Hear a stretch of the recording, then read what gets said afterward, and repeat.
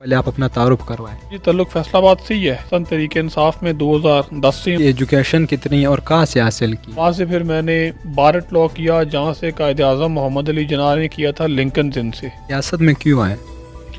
क्योंकि मैं समझता हूँ ये सियासत जो है ये हमें यंगस्टर्स को आना चाहिए। इतने तजर्बेकार लोग हैं, इनको सिवाय करप्शन के किसी चीज़ का कोई तजर्बा नहीं है। आपको लगता है कि इमरान खान 2023 तक अपनी मुद्दत पूरी कर पाएगा? तो ये बताइए एनआरओ होता क्या है? और एक नाज़रीन, आप देख रहे हैं इंसाफ न्यूज़ पाकिस्तान और मैं हूँ आपका मेज़बान जावेद खान। आज हमारे साथ मौजूद है मोहतरम गेस्ट बैरिस्टर आदिल रफ़ी चीमा साहब, पाकिस्तान तहरीक इंसाफ के सीनियर रहनुमा फैसलाबाद से, और इस टाइम लॉर्ड मेयर के उम्मीदवार के तौर पर भी ये अपनी स्ट्रगल कर रहे हैं। First of all sir, thank you कि आपने अपने कीमती टाइम में से हमें वक्त निकाला। सर, हमारे देखने और चाहने वालों को सबसे पहले आप अपना तारुफ करवाएं। जी बिल्कुल जी, आपकी भी मेहरबानी है कि खान साहब आप आए हैं, तशरीफ़ लाए हैं। और मेरा जी ताल्लुक फैसलाबाद से ही है और पाकिस्तान तहरीक इंसाफ में 2010 से हूँ। मेरे वालिद साहब भी 2010 से पार्टी में हैं और ये जहाँ पे आप बैठे हुए हैं यही हमारा हल्का भी है। पीपी 107 सूबाई का हल्का है। इधर से मेरे वालिद साहब इलेक्शन लड़ते हैं और इस दफ़ा तहरीक इंसाफ से कॉन्टेस्ट किया था, क्योंकि 2010 से हम पार्टी के साथ हैं और ख़ान साहब के बयान के साथ हैं। सर, ये बताएं आपकी एजुकेशन कितनी है और कहाँ से हासिल की है? मैंने जी बुनियादी तौर पे तो मेरी जो शुरू वाली तालीम है वो फैसलाबाद से है और फैसलाबाद के बाद फिर मैंने कानून की तालीम हासिल की है। लाहौर चला गया पढ़ने के लिए। फिर लाहौर के बाद फिर मैं बरतानिया चला गया। वहाँ से फिर मैंने बारट लॉ किया, जहाँ से कायद आज़म मोहम्मद अली जिन्ना ने किया था लिंकन जिन से। और फिर वहाँ से वापस आने के बाद मैं अब प्रैक्टिस भी कर रहा हूँ। फैसलाबाद भी प्रैक्टिस मैंने 2 साल की, 2016 से लेके 18 तक। और उसके बाद मैं अब हाई कोर्ट में प्रैक्टिस कर रहा हूँ, साथ अपना सियासत भी कर रहा हूँ फैसलाबाद में। सर, आला तालीम हासिल करने के बाद सियासत में क्यों आए? क्योंकि मैं समझता हूँ ये सियासत जो है ये हमें यंगस्टर्स को आना चाहिए सियासत में। और अगर हम लोग नहीं आएंगे, क्योंकि सियासत जो है ये कानून से वकालत के साथ जुड़ी हुई है और वकालत के अंदर जो वकील था इसका हिस्ट्री इसकी ये है कि हम एक गाउन पहन के अदालत में जाते हैं केस लड़ने। और जब ये वकालत पेशा बना था इसमें कोई कोर्ट की जेब नहीं होती थी, ना गाउन की जेब थी। उसका मकसद क्या था कि लोगों को इंसाफ मुफ्त दिलाना था, कोई फ़ीस चार्ज करना नहीं था। और गाउन के पीछे जेब होती थी कि आप इंसाफ दिलाएं और अपनी मर्जी से, कोई खुशी से आप आगे जा रहे हैं, पीछे से जो जिसने डालना है वो डाल दे। तो मेरा ख्याल है ये हम सबको अपने लेवल पे जिस जिस जगह पे जो मौजूद है वो जिद्दोजहद करे बेहतरी के लिए, तभी बेहतरी मुमकिन आएगी। वरना कोई फरिश्ते आसमान से नहीं उतरेंगे। हमें ही आगे आके और यंगस्टर्स को ख़ास तौर पे आगे आके इसको बदलने और तब्दीली लेकर आनी है। सर, मुल्क में कम व बेश 150 से ज़्यादा सियासी जमातें, तो आपने पीटीआई क्यों ज्वाइन की? मैंने जी पीटीआई ज्वाइन इसलिए की है कि वैसे मैं आपको बता दूं कि मेरे जो ग्रैंडफादर थे वो मुस्लिम लीग में थे। मुस्लिम लीग नून में नहीं, मुस्लिम लीग में। जो कायद आज़म मुस्लिम लीग थी ना वो थे, और 2 दफ़ा वो उसी प्लेटफॉर्म से MNA मुंतखब हुए। फिर वफाकी वज़ीर भी रह चुके हैं अब्दुल्ला गाई साहब। तो लेकिन अब जब मेरी जनरेशन, हम जब बड़े हो रहे थे और मेरे वालिद साहब क्योंकि पहले ही प्रैक्टिकल पॉलिटिक्स में थे, तो कोई इस तरह की जमात नज़र नहीं आती थी कि जिसका लीडर करप्ट ना हो या जिसके ऊपर कोई करप्शन का स्कैंडल ना बना हुआ हो। पीपल्स पार्टी को देखते थे, वहाँ पर भी वही हाल था लूट मार का। और अगर नवाज़ लीग को देखते थे, वहाँ पर भी वही हाल था नून लीग लूट मार का और करप्शन के स्कैंडल्स थे। और आवाम की बेहतरी के लिए कोई स्कीम नहीं थी, सारा कुछ अपनी बेहतरी के लिए था। तो इमरान खान की सूरत में वाहिद एक लीडर था जो इनकरप्टेबल है, जिसका कोई विजन है, उसकी दुनिया कदर करती है। और हम पाकिस्तानियों ने थोड़ी देर से कदर की है, लेकिन अल्लाह का शुक्र है कि अब हुकूमत है और सारे हमारे जो स्टेप्स हैं वो सही डायरेक्शन में है। सर, ये बताएं आपके सियासत में आने के ख़ास मकासद क्या है? देखें जी, मेरा सियासत में आने का मकसद है कि मैं यंगस्टर्स को सियासत में लेकर आऊँ और मैं अच्छे लोगों को सियासत में लेकर आऊँ। क्योंकि अब पाकिस्तान में अनफॉर्चुनेटली हो ये गया है, वो जी सियासत की करनी है करके जी तुसी केड़ा माल बनाना है। सियासत जो है वो अच्छे लोगों का काम नहीं है, इससे दूर रहो। हमने इस चीज़ को बदलना है और मैंने अपने आप से शुरुआत इसलिए की है कि जितने तजर्बेकार लोग हैं इनको सवाए करप्शन के किसी चीज़ का कोई तजर्बा नहीं है। करप्शन का तजर्बा है, करप्शन करवानी है तो इनको लेकर आएँ। और मैं तो मेरे साथ सबसे ज़्यादा यंगस्टर्स हैं मेरे साथ, और मैं यंगस्टर्स को ही फोकस कर रहा हूँ कि भाई आप लोग पॉलिटिक्स में आएँ, हमारी जनरेशन है, हम लोग अगर आगे नहीं बढ़ेंगे, हम लोग जगह को फिल नहीं करेंगे तो फिर और लोग जो नाअहल लोग हैं वो आ जाएंगे। सर ये बताएं क्या सोचकर आपने लॉर्ड मेयर का इलेक्शन लड़ने के लिए मैदान में उतरे? देखें जी, मैंने लॉर्ड मेयर का इलेक्शन लड़ने के लिए इसलिए सोचा है कि आज से पहले इलेक्शन होते थे इनडायरेक्ट। इनडायरेक्ट का मतलब है कि आपने वोट लेने होते थे चेयरमैन थे और वाइस चेयरमैन से। उसके अंदर इलेक्शन मेरे जैसे बंदे का जिसका कोई इतना फैमिली बैकग्राउंड मतलब कोई सियासी नहीं है इस लिहाज से, और इतना ज़्यादा पैसा भी नहीं है, मेरे जैसे बंदे के लिए इलेक्शन लड़ना मुश्किल था। अब क्योंकि खान साहब ने इलेक्शन किया डायरेक्ट, फैसलाबाद का 40 लाख का वोट है, अब ना तो हर बंदे को पैसा दिया जा सकता है, ठीक है, ना हर बंदा ब्लैकमेल हो सकता है, ना हर बंदे की कीमत है। इसके अंदर मैं समझता हूँ कि मैं लोगों को ऑप्शन तो दूँ, कि मैं लोगों के सामने अपना ऑप्शन रखूँ, लोग मेरे किरदार को देखें, तालीम को देखें, मेरे विजन को देखें और मेरे मैनिफेस्टो को देखें फैसलाबाद के लिए, और फिर लोगों की मर्जी है, वो जिसको चाहे आगे लेकर आए। सर आपको कितनी उम्मीद है कि आप लॉर्ड मेयर बन जाओगे? इंशाल्लाह 100% उम्मीद है बनेंगे। ये बताएं, अगर एक मिसाल के तौर पर अल्लाह ने आपको लॉर्ड मेयर बना दिया पूरे फैसलाबाद का, तो आप कौन कौन से काम करोगे? देखें जी, सबसे पहले तो हमारा फैसलाबाद में हेल्थ का इशू है। हेपेटाइटिस की रेशो फैसलाबाद में सबसे ज़्यादा है। उसकी बुनियादी वजह यह है कि हमारा जो सीवरेज का निज़ाम है, हमारा गंदा पानी और साफ़ पानी, हमारी लाइनें मिक्स हो गई हुई हैं।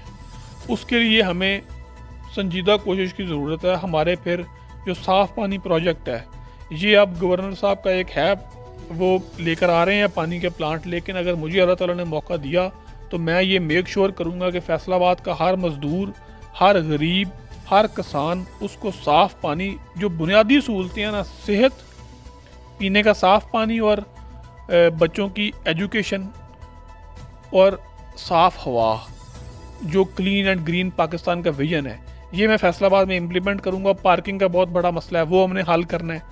फिर हमारी बिज़नेस कम्युनिटी है फैसलाबाद की, हमने फैसलाबाद के जितने सरकारी स्कूल हैं इसके अंदर हमने अपने बिजनेसमैन को शामिल करना है।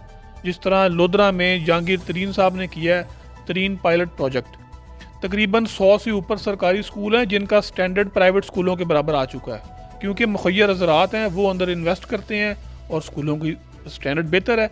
और मैं ये मैंडेटरी करार दूंगा कि मेरी जो असम्बली होगी, हम सब के बच्चे सरकारी स्कूलों में पढ़ेंगे, हमारे अपने बच्चे पढ़ेंगे तो उसका स्टैंडर्ड ऊपर चला जाएगा। ये बताएं, अब आजकल जो पीडीएम का शोर शराबा चल रहा है, क्या आपको लगता है कि इमरान खान 2023 तक अपनी मुद्दत पूरी कर पाएगा? देखें जी, इसमें हमारी कॉन्स्टिट्यूशन बहुत क्लियर है। हमारा प्राइम मिनिस्टर का जो ऑफिस है उसका 5 साल का टेन्योर है, और अवाम की अदालत सबसे बड़ी अदालत है। और पीडीएम का जो शोर है, इसमें मैं एक बात आपको क्लियर करना चाहता हूँ कि इसमें जितने केसेस हैं इस वक्त कोई खान साहब ने नहीं बनाया, सारे केसेस नवाज शरीफ दौर के हैं और पीपल्स पार्टी दौर के हैं, और वो केसेस चल रहे हैं। हम सिर्फ ये कर रहे हैं कि हम एनआरओ किसी को नहीं दे रहे। हम कह रहे हैं जी आप अपना अदालतों में फैसला करवाएं और आप अवाम की अदालत में आ जाएं। अब जो है वो हमारा तकरीबन 2.5 साल का टेन्योर हो गया है, 2.5 साल पीछे हैं, 2 बात फिर हो जाएंगे। अवाम के सामने प्रोग्रेस भी होगी, अगर हमने प्रोग्रेस ना शो की अवाम हमें नॉकआउट कर देंगे। अगर हमने पख्तूनख्वा की तरह डिलीवर कर दिया तो अवाम दोबारा लेकर आएंगे। तो खान साहब का टेन्योर इंशाल्लाह ताला पूरा होगा।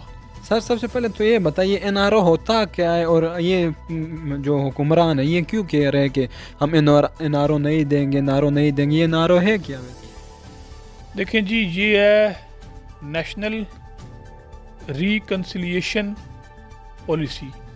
ये बेनज़ीर जब थी बाहर और नवाज शरीफ जो था ये बाहर था, उस वक़्त इनके ख़िलाफ़ सुप्रीम कोर्ट में और हाई कोर्ट में केसेस चल रहे थे। उदैबिया का चल रहा था, शुगर मिल के केसेस चल रहे थे, फिर जो अभी ये इनका एवनफील्ड का है, ये केसेस चल रहे थे। एनआरओ का बुनियादी मकसद है कि जी हम मुल्की मुफीद तर मफाद में आपके केसेस ख़त्म कर रहे हैं, केसेस आपके बंद हो जाएंगे, आप आएँ और आके मुल्क की खिदमत करें। अब ये कौन सी खिदमत है कि जो केस बंद करके होती है? केस तो चलना है एविडेंस के ऊपर। अदालतों ने आपका एविडेंस देखना है, आपने अदालतों को सेटिस्फाई करना है कि जी ये हमारा पैसा है, मेरे अकाउंट में 2 करोड़ रुपए है, आप बताएं कि आपके पास पैसा आया कहाँ से है, आप ये साबित करें। आपने कोई ज़मीन बेची है, आपके बाप ने कोई जायदाद आपको दी थी, दादा ने दी थी, आपने पैसा कोई कारोबार से कमाया है, आप उसको अदालत को सेटिस्फाई करें, एविडेंस पेश करें। अगर आपके हाथ जो हैं वो साफ़ हैं तो फिर आप बिल्कुल साफ बाहर निकलेंगे। और लेकिन अगर आपने कमीशन खाई हुई है, अगर आपने गरीब आवाम का हक मारा हुआ है, अपनी जेबें भरी हुई हैं, महल बनाए हुए हैं, तो फिर आपको उसका हिसाब देना पड़ेगा। खान साहब कह रहे हैं जी कि मैंने एनआरओ नहीं देना, मुशर्रफ ने दिया था, हमने नहीं देना, हमारी कुर्सी बचती है, बचे, ज़िंदगी आती है, ज़िंदगी आए, मौत आती है, मौत आए, ये हुकूमत शुकूमत जो है ये आती जाती रहती है। लेकिन खान साहब का बड़ा विजन क्लियर है कि इंशाल्लाह पाकिस्तान के लिए कुछ करके जाना है। हुकूमत रहती है, रहे, नहीं रहती ना रहे। सर इमरान खान कहता था महंगाई ख़त्म करूँगा, चोरों को पकड़ूंगा, तब्दीली आएगी, कर्जे नहीं लूँगा, लेकिन अभी तक कुछ ऐसा मुमकिन नहीं हो सका। इसकी क्या वजह है? देखें, इसमें खान साहब आपको ये समझने की ज़रूरत है कि ये जो आप गिलास है ना, इसको आप नीचे तोड़ें, इसके 10 टुकड़े हो जाएंगे। मैं आपको कहूँगा इसको 1 मिनट में जोड़ के दिखाएं। आप टूटे हुए गिलास को 1 मिनट में नहीं जोड़ सकते। पाकिस्तान 70 सालों से कायदे आज़म के बाद हमें कोई हकीकी लीडर नहीं मिला। जुल्फ़िकार अली भुट्टो मिला, उसका अंजाम क्या हो गया? जुल्फ़िकार अली भुट्टो के बाद हमें इमरान खान, जो नेक नीयत आदमी है, जिसको करप्शन, जिसका पैसा कुछ नहीं बिगाड़ सकता, वो इमरान खान है, उसको कोई परवाह नहीं है। हमने अपनी डायरेक्शन जो है मुल्क की बदल दी है। अब आप देखें, हम कोई अरबों रुपया ट्रेन पे नहीं लगा रहे। अब देखें ना, 113 अरब रुपए का प्रोजेक्ट है लाहौर का ट्रेन का। अब आप छोटे ज़िले हैं, फैसलाबाद लाहौर से बहुत छोटा ज़िला है, मंडी बहाउद्दीन है, चन्योट है, समुंदरी है, टोबा है, बखर है, ये सारी तहसीलें हैं। इनके अंदर 10-10 अरब रुपया लगाओ तो लोगों की ज़िंदगियाँ बदल जाएं। लेकिन 113 अरब की ट्रेन चला दी है। पैसा कहाँ से आया था? पैसा कर्जा लिया था बाहर के मुल्कों का। अब वो कर्जा जो है वो हम डबल वापस अदा कर रहे हैं, उसकी सूद की हम किस्तें वापस कर रहे हैं, कर्जा वापस कर रहे हैं। हम लोग कोई कर्जा लेके नया प्रोजेक्ट नहीं लगा रहा। आप घर भी जब चलाते हैं ना, आप अपने बाप को कहें कि मुझे 125 चाहिए है, वो आपको कर्जा लेके कभी 125 नहीं लेके देगा। वो कहेगा बेटा पहले हमने अपने आप को पालना है, अपना घर ठीक करना है, अपनी तालीम हासिल करो, इलाज करो। ये 125 जो है ना, ये ख्वाहिश है, अल्लाह ताला तौफीक देगा पूरी करेंगे, वरना नहीं है तो छोटी साइकिल पे गुजारा कर लेंगे। तो हमारा ये एजेंडा है। और आपने महंगाई की बात की है, महंगाई बिल्कुल महंगाई है पाकिस्तान में। उसकी वजह है कि हम कर्जे वापस कर रहे हैं। हम कोई नए कर्जे इतने ज़्यादा नहीं ले रहे हैं, लेकिन थोड़े ले रहे हैं। अब फैसलाबाद में आप आए हुए हैं, आप मज़दूरों से मिलें, आप उनसे पूछें हकीकी आप पूछें, आप सिर्फ ये पूछें कि यार आप खुश हैं कि नहीं खुश। आपको 90% लोग कहेंगे कि सर जी हमें नौकरी मिल गई है, मिलने, फैक्ट्रियाँ बंद पड़ी हुई थी, कपड़े की सारी चल गई हैं। तो ये आहिस्ता आहिस्ता बेहतरी आ रही है, एक दिन में बेहतरी नहीं आएगी। तो अल्लाह करे कि बेहतरी आए और ये मुल्क अच्छी सिमत में चले। सर ये बताएं, आपकी नज़र में पीडीएम क्या है? सर मेरी नज़र में तो पीडीएम जो है वो है कि जो लीडरों के बच्चे हैं ना, वो अपने वालिदैन की करप्शन बचा रहे हैं, और कुछ भी नहीं है पीडीएम। मियाँ मोहम्मद नवाज शरीफ आपकी नज़र में वापस आएंगे या नहीं? मियाँ नवाज शरीफ वापस आएंगे, लेकिन अभी नहीं आएंगे, अगले इलेक्शन पे आएंगे। आखिरी सवाल, फैसलाबाद की सड़कें कब बनेगी? ये जो टूटी फूटी सड़कें, इसका बजट मंजूर हो चुका है और इसके लिए 13 अरब का बजट दिया था चीफ मिनिस्टर ने। उसके अंदर हमारी ये सत्याना रोड है, समुंदरी रोड है, जड़ावाला रोड है, तांदला रोड है, जंग रोड है, ये शेखुपुरा रोड है। इन रोडों के ऊपर इंशाल्लाह महीने 2 महीने में इनका जो है वो पैच वर्क शुरू हो जाएगा। सर अब हम रैपिड फायर की तरफ चलते हैं। ये बताएं, नून लीग या पीपल्स पार्टी? पीपल्स पार्टी। शेख रशीद या उस्मान? शेख रशीद। मुराद सैदी या अली मोहम्मद खान? परवेज़ खटक या महमूद? परवेज़ खटक। फरक हबीब या फैजुल्लाह? फैजुल्लाह का मौका। चाय या कॉफ़ी, लाहौर या Islamabad? Islamabad. Thank you sir कि आपने अपने कीमती टाइम से हमें वक्त निकाला। आपके साथ मिलकर बहुत अच्छा लगा और उम्मीद करते हैं कि आप इस आवाम की खिदमत करोगे। शुक्रिया।